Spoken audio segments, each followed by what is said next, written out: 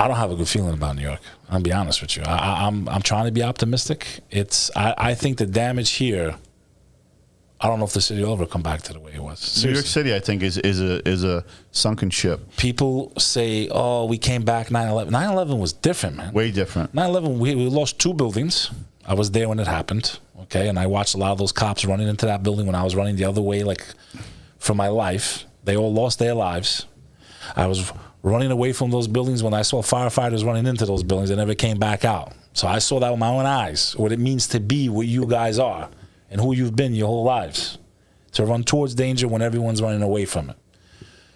But during 9/11 was different, man. We were hit. The buildings fell. There was this brotherhood. There was weird. There was like this optimism, man. Like we were like, even that day as I was escaping from downtown, you felt kind of like this brotherhood, like, except for the couple of price gougers, which right, they caught beatings. They caught beatings. Well, charging $20 for a bottle of water and shit. But what I'm upset about and what I'm worried about is I think we honestly may have reached the point of no return. What is your opinion on that? Well, my opinion is based on, and I'm going to base this on past experiences, and we've come to a dark place. But believe me, I don't know if it's going to be 1 year, 2 years, maybe a decade. We'll overcome this. I hope so. We'll overcome this. We've always. It's one thing about New York. You've been here. I've been here.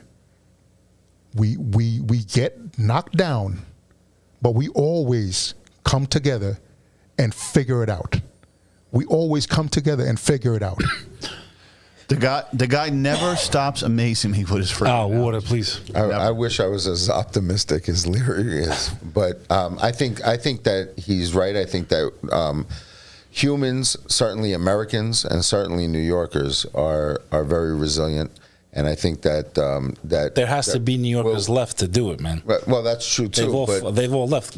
Offices ain't coming back right now. I think we're going to figure it out, and we're going to figure out a way. However, that being said, I don't see us ever being what it was. No, and that's a depressing thing to even admit. Yeah, now. And I think that because it was awesome as a country. As a country, I don't think that we'll ever be the same. I think that everything that's been happening between the pandemic, between the and it's not just because of the police and George Floyd. No, let's be real. There's a lot going on. There's a lot of conspiracy theories. There's a lot of crazy shit being spoken. Yep. That has just been the catalyst to kind of push other things. You know what I've called it? Going after the low-hanging fruit. Right. Yep.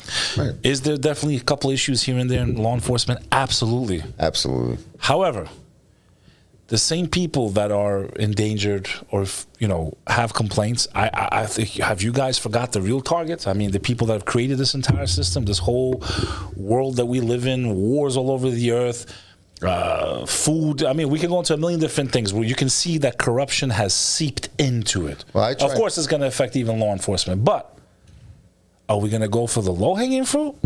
Are we going to go for those sons of bitches at the top that nobody even knows their names? Well, this is the thing.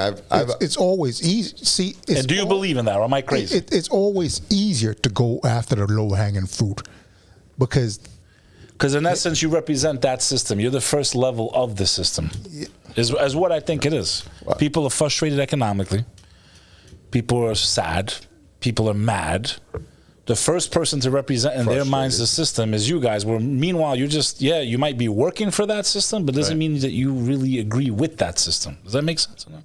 Well, I wouldn't go as far as, because the law is a law. And what we get sworn to do is uphold the law. But sometimes these laws don't make sense. Well, then what? Well, that's what we're getting at. That's what I'm getting at. That's because the laws have to be for the many rather than the few. Well. So sometimes it does fall into that. If the law is not working for you, and you have a process where you change the law, Start getting your neighbors together. Do something. I know, change it. They say if you want change, Arthur used to say your change is in that ballot box. Yeah. Well, that's part of it, but you know that brings up a good point, and this is something that I've been saying a lot, certainly recently, is that there are things that people don't always agree with, certainly with certain laws. Can't make everyone happy, right? And that's true. So in this country, one of the great things about this country is that you get to have your say. So if you don't like the law, and this goes for politicians as well, if you don't like the law, change the law. But until that law is changed, that's the law.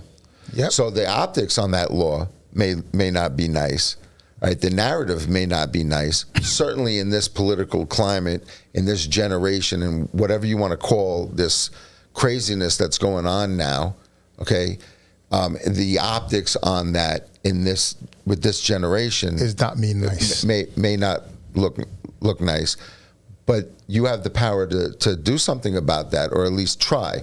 So change the law, but until that law is changed, that's still the law, right? So you could say it started with legalizing marijuana, and or now it's not decriminalized, broken windows. Eventually, it'll be legalized. Right. That's Listen, an example. you got a lot of things. We were talking on the way over.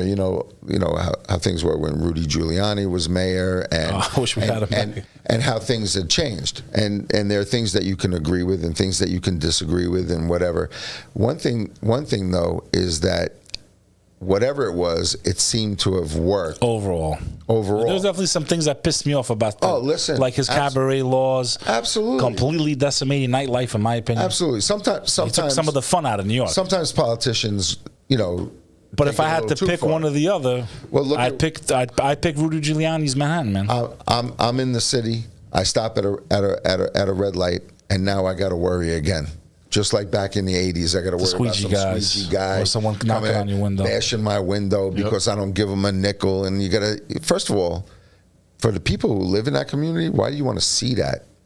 Right? Why do you even want to see that? For the people who drive and work and try to provide to this economy and everything like that, why do you want to deal with that?